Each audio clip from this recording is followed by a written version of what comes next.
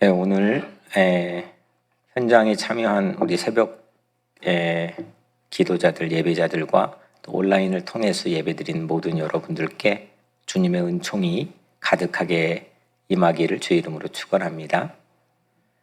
우리 양희철 목사님 네 분 이제 포레스트 힐로 오셔가지고 새벽 예배 같이 참여하시니까 제게도 힘이 되고 너무 고맙습니다.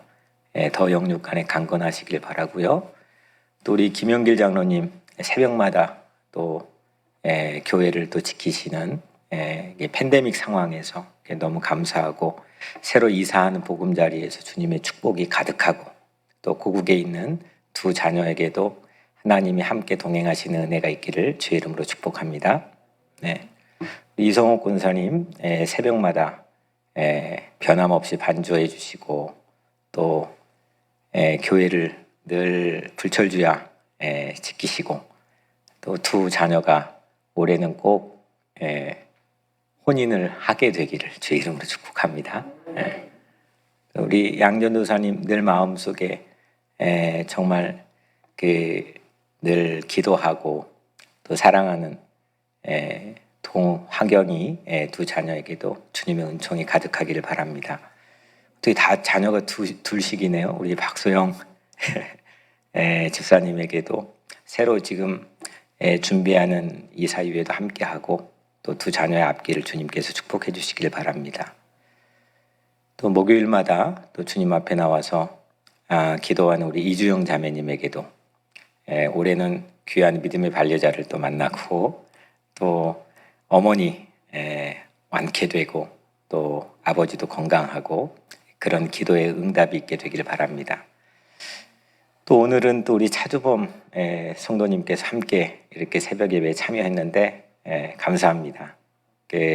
본인 개인의 안일보다도 1100만 서류 미비자들과 또 어려운 이웃들을 위해서 일평생 그렇게 살아온 그 삶에 주님께서 위로해 주시고 또 새 힘을 늘 채워주시기를 간절히 축원합니다. 그래서 오늘 현장에 있는 여러분들 이렇게 축복했는데 온라인에 지금 예배드리는 여러분들에게도 주님의 은혜가 있기를 바라고 아마도 지금 한국 시간이 7시 10분이니까 저녁 한 5시간 있으면은 우리 이현숙 권사님, 이종원 장로님 2주간 자가격리가 해제가 되는 것 같습니다. 쉽지 않은 시간 아마 보내셨을 텐데 남은 한국의 방문 일정 기간 동안에도 아마 지금 예배를 같이 드리고 계실지도 모르겠는데 하나님께서 함께 동행하시기를 주의 이름으로 축원합니다. 줌으로 온라인으로 예배드리니까 이렇게 서로 한국에도 소통하고 팬데믹이 또 주고 있는 하나의 선물인 것 같습니다. 여러분들의 인생에서 여러분들을 가장 붙잡고 있는 것은 무엇입니까? 무엇가 가장 무게감 있게 여러분들에게 삶의 비중을 차지하고 있습니까? 딱 하고 아침에 일어나거나 아니면 삶의 순간순간 가장 다발적으로 나를 영향을 미치고 있는 내 삶의 스케줄이나 내 삶의 중요한 이슈는 무엇입니까? 내 삶은 무엇에 사로잡혀 있는가? 이 질문은 상당히 중요한 질문입니다. 왜냐하면 나를 설명할 수 있는 질문이고 나는 누구야? 라고 하는 걸 나는 어떤 목적에 붙잡혀 살고 있어? 내 삶의 비전은 뭐고 내가 기대하는 바는 뭐야? 라고 하는 걸 설명할 수 있고 또 나의 오늘 현재와 미래를 또 설명할 수 있는 중요한 질문이기 때문입니다. 오늘 이 첫 절 안에는 한 단어가 좀 특이한 단어가 등장하는데 이 한 단어 안에는 이중적인 의미가 담겨 있습니다. 두 가지 의미가 한꺼번에 한 단어에 담겨 있는데 오늘 말씀 본문 안에서도 키워드입니다. 가장 중요한 단어이기도 합니다. 12절인데요. 내가 이미 얻었다 함도 아니요 온전히 이루었다 함도 아니라 오직 내가 그리스도 예수께 잡힌 바 된 그것을 잡으려고 달려가노라. 아멘. 뭐가 좀 반복이 되는 단어가 하나가 있죠? 뭐죠? 잡다라고 하는 단어죠. 헬라어로 카타람바노인데 이거는 hold, attain, 또 take 뭐 이런 의미입니다. 나를 붙드신 그리스도를 붙잡으려고 내 길을 갈 뿐입니다. 뭐 이런 의미인데, 그러니까 나도 무언가를 붙잡고 있고 난 또 무언가에 붙잡혀 있다는 거죠. 그러니까 이 카타람바노라고 한 이 단어는 두 가지 의미가 있는데, 바울이 내 일을 할 때, 자기 자신 일을 할 때는 따라잡다, 뭐 목표를 달성하다, 뭐 무언가를 이루어내다, 뭔가를 붙잡다, 뭐 이런 의미이고요. 또 예수님이 바울을 위해서 하신 일을 바울이 얘기할 때는 나를 붙잡다, 또 무언가가 나를 붙들고 장악해버리다, 나를 압도하다, 뭐 이런 의미가 있습니다. 그러니까 두 가지 의미가 다 있는 거죠. 내가 붙잡는 것도 있고 무언가가 나를 붙잡는 것도 이 카타람바노라는 단어를 사용합니다. 네, 이 바울이 지금 얘기하고 있는 이 한 단어 안에 두 가지 이중적 의미가 담겨 있는 이 단어를 볼 때, 바울은 내가 붙잡아야 될 일과 또 자신이 예수께 붙들려서 장악된 일이 동일한 사건이라는 것을 말하고 있는 겁니다. 그러니까 이런 사건이 우리의 신앙 안에서 일어나야 되겠죠. 그러니까 나의 욕망과 내 기대와 또 내 바람이 늘 선한 뜻과 맞지 않고 어긋나져 있을 때가 많이 있게 됩니다. 오늘 바울은 내가 해야 될 일과, 그러니까 예수가 한 일과 내가 한 일이, 내가 해야 될 일이 동일하다는 거죠. 내가 붙잡으려고 하는 일과 내가 예수께 붙잡힌 일이 지금 같은 맥락에서 동일하게 사용되고 있습니다. 내 일과 예수가 한 일이 같을 때는 놀라운 시너지 효과가 일어나게 되겠죠. 삶의 어떤 가치가 실현되고 그걸 확인하면서 삶에 대한 보람을 느낄 수 있게 되겠죠. 근데 이게 삶이 무력해지거나 어떤 벽에 붙여서 스스로 무력감에 휩싸일 때 내가 한 일에 의미가 있나? 내가 한 일의 가치가 뭐가 있을까? 이렇게 느낄 때가 있지 않을까 싶습니다. 이것이 다를 때 우리는 길을 잃어버리게 되고 또 방황하기도 하죠. 그래서 우리에게 내가 어떻게 설계되고 내가 어떻게 디자인되었는지를 가장 확연하고 또 아름답게 설명할 수 있는 일은 내가 하려고 하는 일과 신이 나를 위해서 한 일이 동일하게 될 때, 내가 또 만들어진 그 일과 동일한 그 접촉 지점이 일어날 때 우리 삶은 가장 아름답고 능력 있게 살 수 있다는 것을 우리 신앙 안에서 고백하고 있습니다. 그래서 오늘 여러분들 각자 삶에서도 나를 붙드신 것을 붙잡기 위해서, 내가 붙들려 있는 것을 붙잡기 위해서, 주님이 나를 붙드신 일을 나도 또 그걸 붙잡기 위해서 그렇게 살아가는 힘과 은혜가 여러분들 삶에 있게 되기를 주의 이름으로 간절히 축원합니다. 근데 우리는 또 살아가면서 넘어질 때가 다 있습니다. 넘어지니까 사람이겠죠. 되게 넘어진 순간 그 찰나가 내 삶의 그 찰나인데 내 삶에 상당히 지속적으로 영향을 미치곤 합니다. 거기에 붙들려 있는 경우가 많다는 거죠. 뭐 내가 어린 시절에 어떤 순간 아니면 어떤 만남 또 어떤 사건 쾅 하고 넘어지고 내가 좀 나자빠졌을 때의 그 순간이나 상황 자체가 내 삶에 훨씬 더 많은 영역에 지대한 영향을 미치고 있죠. 넘어져 있는 순간에 난 탈락했나 보다. 이 레이스에서 난 탈락했나 보다. 또 나는 더 이상 기대할 희망이 없나 보다 하고 이제 그렇게 생각하고 여기게 됩니다. 그래서 그 순간이 나를 붙들어 버리면 아무것도 시도하지 못한 채 포기하게 되죠. 더 일어날 수 있는 힘이 없게 되죠.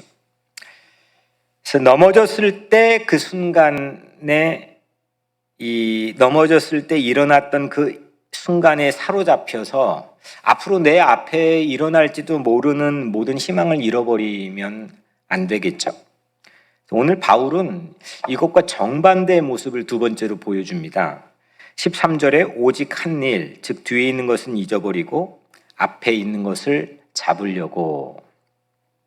그 넘어져 있는 순간, 바울은 그 넘어져 있는 순간 넘어지긴 해요. 근데 그 순간에 붙잡히지 않는다는 거죠. 오직 한 일, 내 뒤에 있는 건 다 잊어버린다는 거예요.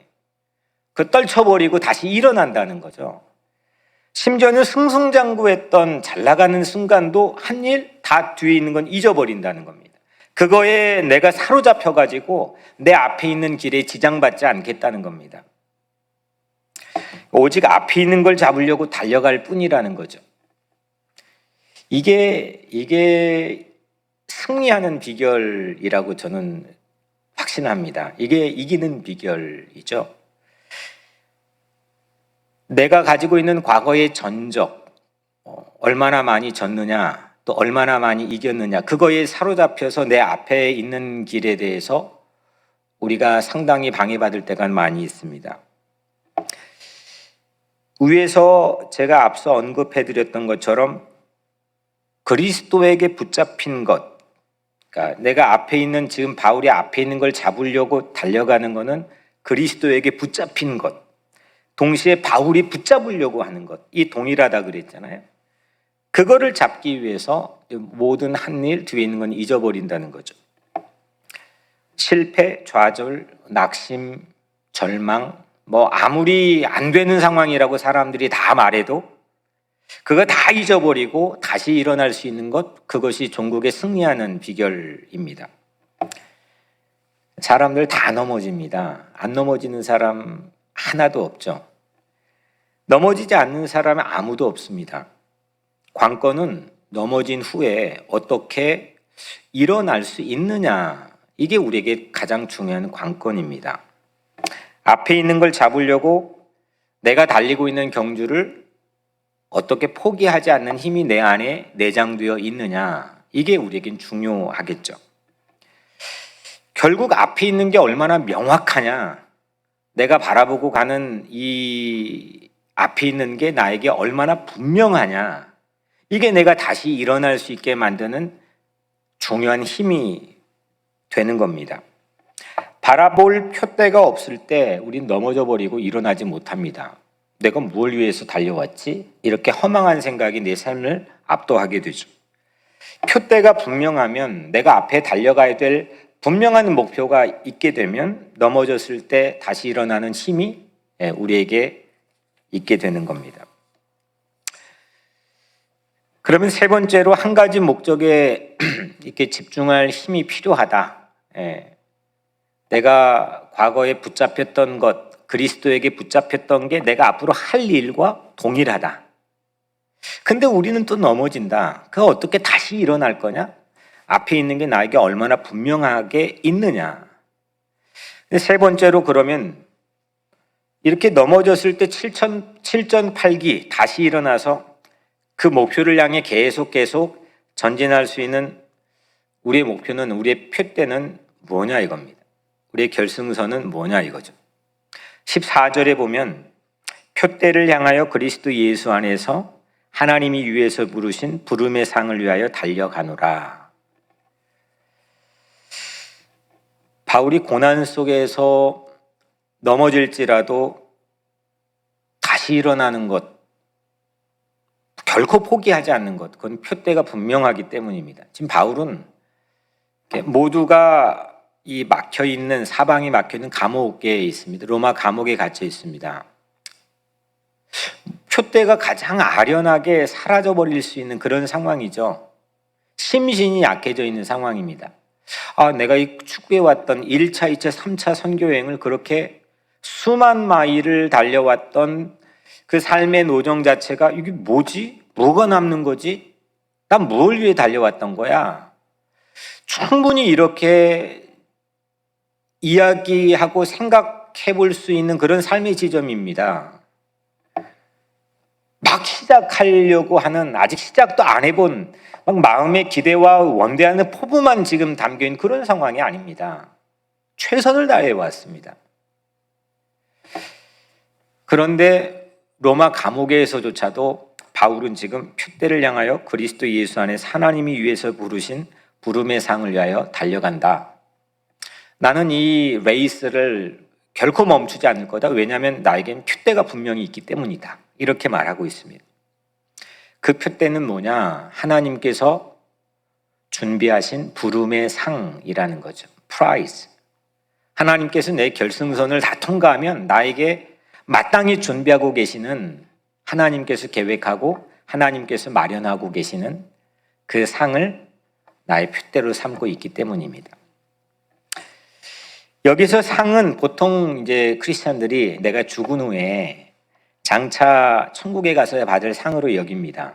물론 틀린 말은 아니겠죠. 근데 바울은 지금 엄밀히 말해서 그걸 꼭 염두에 두고 한 얘기는 아닙니다.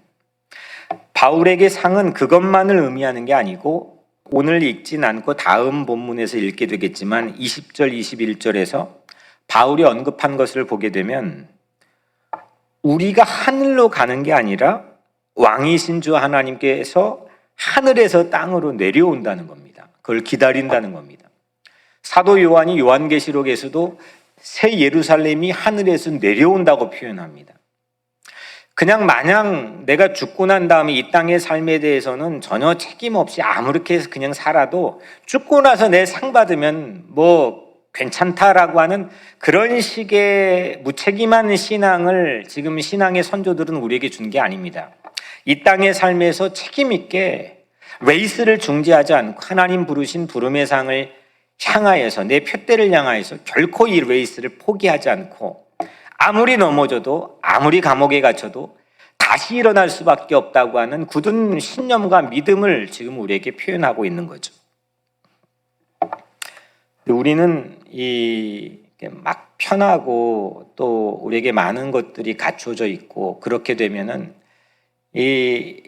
여기 안에서 분투하고 투쟁하고 해야 될 중요한 명분 자체를 상실합니다. 그리고 여기서 마음껏 누리고 이제 죽은 다음에 내게 주어져 있는 표대의 상을 그냥 받으면 되겠다라고 하는 안일한 신앙생활로 오늘날 현대 크리스찬들이 많이 젖어 있기 마련입니다. 하지만 오늘 바울은 그런 컨텍스트에서 얘기한 게 아니라는 거죠. 우리를 변화시켜서, 그 20절, 21절에 보면 우리를 변화시켜서 부활하고 영화롭게 되신 예수님의 몸처럼 우리를 변화시켜서 그렇게 이 세상에 살게 하는 것. 그것이 바울의 표대가 지향하고 있는 가장 중요한 부분입니다. 그게 바울이 원하는 하나님께서 마련해 놓으신 상이기 때문입니다. 새 몸으로, 새로운 몸으로 하나님의 새로운 세상에 살아가는 것. 그게 하나님 나라를 향해서의 꿈꾸는 바울의 원대한 표대입니다. 바울은 표대에 이르렀을 때 받을 그 부름의 상을 집중합니다. 어떤 상황에서도 그래서 포기하지 않습니다. 바울의 전부입니다. 바울은 그거에 사로잡혔고, 자기 또한 그 예수 그리스도에게 사로잡힌 바 된 그 은혜를 가지고 지금까지 달려왔습니다. 지난 주일 설교에서 선포했던 것처럼 가능성이 현실성을 움직인다. 이건 상당히 중요한 명제입니다. 근데 이렇게 실제 우리 삶에서 내 앞에 주어져 있는 표대가, 가능성이 오늘의 삶을 움직일 수 있다고 하는 것을 우리 삶에 실현하며 살기가 참 만만치는 않습니다. 왜냐하면 우리 현실에 보여지고 도전해 오는 것들이 상당히 우리를 무력하고 좌절하게 만들 때가 많이 있기 때문이죠. 이런 면에서 바울은 가장 모범적인 킹덤 드리머입니다. 지난 주일 세코이아 국립공원에 큰 80m 되는 나무에서 솔방울 하나에 200개의 씨앗들이 있는데, 그 200개 씨앗 중에서 하나가 20년 후에 떨어지면 그게 작은 겁니다. 눈으로 안 보이는 겁니다. 근데 거기에서 큰 나무가 자란다는 것을 기대하고 믿었던 언더우드라는 한 사람이 그 내셔널 박을 디자인했다는 거 아니겠습니까? 우리들 또한 마찬가지로 그렇게 내 삶에서 기다릴 수 있는, 인내할 수 있는, 그리고 작은 것 안에서 큰 것을 볼 수 있는, 가능성이 현실성을 압도하고 움직일 수 있는 힘을 가진 그런 드리머들이 우리 각자의 삶에서 이루어졌으면 좋겠습니다. 우리 교회도 마찬가지입니다. 자꾸 큰 것, 화려한 것, 그거에 주목하기보다 예수님의 시선처럼 가장 현미경으로밖에 보이지 않는 가장 작은 자, 가장 작은 것, 그 디테일에 가장 강한 사람들이 하나님 나라의 운동을 하는 킹덤 드리머들이었습니다. 바울은 오늘 이 서신뿐만 아니라 그 다름질하는 자세를 그 다른 서신에서도 상당히 많이 언급합니다. 고린도전서 9장 24절에 운동장에서 다름질하는 자들이 다 달릴지라도 오직 상을 받는 사람은 한 사람인 줄을 너희가 알지 못하느냐? 너희도 상을 받도록 이와 같이 다름질하라. 바울은 상을 받도록 다름질을 멈추지 않겠다는 겁니다. 빌립보서 2장 16절에도 나의 다름질이 헛되지 아니하고 수고도 헛되지 아니하므로 그리스도의 날에 내가 자랑할 것이 있게 하려 함이니라. 바울의 힘은 표대입니다. 바울의 이 위대한 경주, 위대한 여행, 위대한 삶에 대한 이 여정의 가장 큰 힘은 표대입니다. 분명한 비전입니다. 미국 메이저리그 야구의 전설적인 1940년도 정도에 활동했던 이 이탈리안 이민자였는데 위대한 포수였던 요기 베라가 뭐 일반인도 다 알 수 있는 그런 유명한 명언을 남기죠. 끝날 때까지 끝난 것이 아니다. 끝날 때까지 끝난 게 아니다. 바울이야말로 이 명언의 가장 위대한 스승격의 그런 말들을 우리에게 남겨놓지 않았을까 싶습니다. 오늘 첫 절인 12절에도 내가 이미 얻었다함도 아니요 온전히 이루었다함도 아니라. 바울은 끝날 때까지 나는 끝난 게 아니라고 생각하고 계속해서 경주를 지속할 수 있었던 그런 깊은 이 영적인 내공이 있었던 사람입니다. 다 얻었다거나 다 이루었다고 말하는 순간이 바울의 삶에서는 없었다는 거죠. 오늘 말씀을 정리해 보면 먼저 첫 번째로 예수께 붙잡힌 것과 자신이 붙잡으려고 하는 일이 동일한 같은 맥락 선상에 있는 삶을 살자는 겁니다. 두 번째로 넘어질 수 있습니다. 자빠질 수도 있고 실수할 수도 있습니다. 하지만 그 넘어진 걸 잊고 다시 일어날 수 있는 우리 각자의 삶이 되기를 주의 이름으로 축복합니다. 세 번째, 이렇게 우리가 레이스를 하기 위해서는 분명한 표대, 분명한 목표, 분명한 결승선을 우리 삶에서 주목하고 집중하고 그렇게 사는 하루가 되기를 주의 이름으로 간절히 축복합니다. 이때 오늘 우리 해가 져서 이제 우리 각자의 잠자리로 갈 때 오늘 하루 우리 삶에서도 정말 풍성한 기쁨과 또 풍성한 보람과 풍성한 아름다운 삶에 대한 열매를 오늘 하루 동안 모든 우리 기도자들, 예배자들 위해 있게 되기를 주님의 이름으로 간절히 축원합니다. 오늘 이 말씀 가지고 같이 기도하고요. 깊이 여러분들 이 말씀 묵상하면서 주님 오늘 하루 내 삶에서도 이런 일들이 이루어지게 해달라고 기도해 주시고 또 몸이 아픈 분들 또 여러 가지 삶에 어려움이 있는 분들 위해서 중보 기억나게 하시는 대로 기도해 주시고 그리고 미얀마에 있는 부이 선교사님이 지금 인도로 지금 도피하기 위해서 지금 움직이고 있는 과정에 있는 것 같습니다. 정확히 저도 알지는 못하겠지만 오늘 새벽에 그런 이메일을 받았는데 여러분들 위해서 기도해 주시고 또 그가 붙들고 있었던 고아들 위해서 안전하게 주님 도와달라고 기도해 주시고 또 이 땅에 또 의롭게 또 주님의 선한 일을 함께 동역하고 있는 많은 선교사님들 또 동역자들 위해서 기도해 주시고 제가 먼저 기도하고 오늘 하루 시작하겠습니다. 은혜로우신 아버지 하나님 감사합니다. 우리가 무엇을 위해서 살고 있고 또 무엇에 붙들려 살고 있으며 또 오늘 하루는 어떻게 살 것인지 참 무계획적이고 또 별 생각 없고 때로는 그냥 시간대로 주어져 있는 스케줄 따라 살아갈 때가 많이 있습니다. 그냥 밥 먹고 시간 가는 대로 살지 않고 정말 목표가 분명하고 표대를 분명하게 바라보며 혹 넘어져 있었을지라도 다시 일어나서 포기하지 않고 우리에게 주어진 이 하루의 레이스를 의미 있고 가치 있고 아름답게 달려나가는 모든 우리 새벽 교우들 될 수 있도록 축복하여 주옵소서. 저들이 어디에 있든지 안전하게 지켜주시고 건강하게 해주시고 마음의 힘을 잃지 않게 도와주시며 희망을 가지고 하나님께서 저들을 살아갈 수 있도록 축복하여 주시옵소서. 예수 그리스도 이름으로 간절히 기도드리옵나이다. 아멘.